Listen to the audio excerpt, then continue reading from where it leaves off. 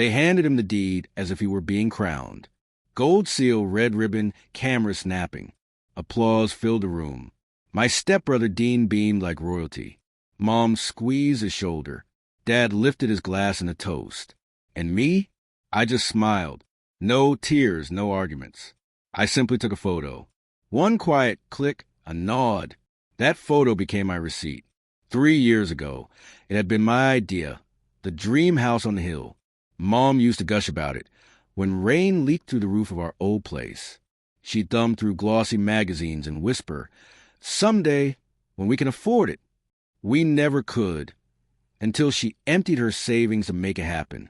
Every dollar I'd spent a decade earning, gone in a single wire transfer for them. Dad called it a family investment. I didn't question him. I wanted them safe, happy, secure. I believed love worked like equity. Build it and we all share it. Then Dean reappeared, fresh from another failed startup, another girlfriend who'd taken everything. He moved back in like a stray cat who knew where the food was kept. At first, I thought I imagined it.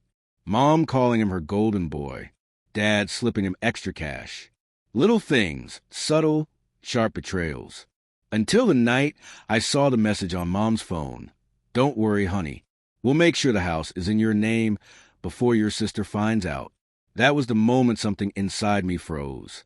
I didn't yell. I didn't confront. I just watched and waited.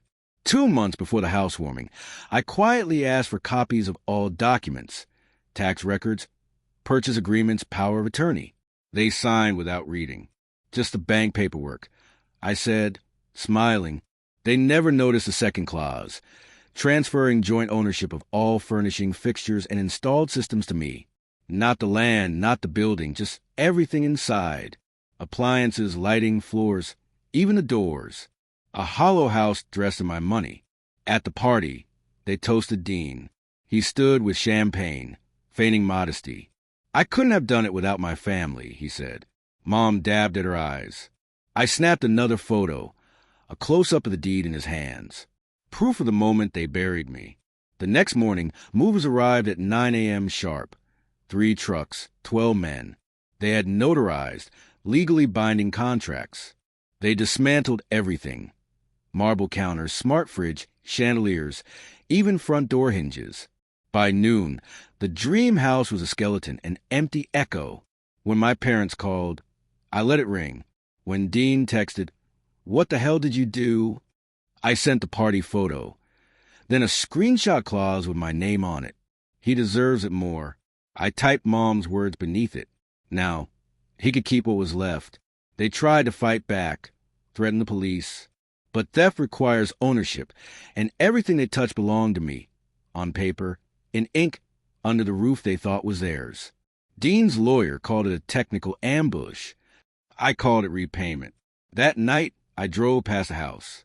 Windows dark, porch light gone. I could almost hear them inside, sitting on the bare floors, realizing what it means to take everything from someone who gave without asking. I parked across the street and watched until the sting faded. Mom once said, "Family means forgiving." She was wrong. Family means remembering who held the knife first. A week later, a restoration company called, interested in the furniture, fixtures, and interiors I'd removed. They offered full price. I sold it all, used the money for a down payment on a small apartment by the water. Quiet, clean, empty. Mine. Sometimes I think about that photo. The one with Dean holding the deed, smiling like a fool. Everyone clapping, convinced kindness equals weakness. They had no idea that moment triggered the countdown. I didn't need fire. I just waited, because revenge doesn't need noise. Sometimes, it's simply the sound of a key turning in an empty house and realizing it no longer fits.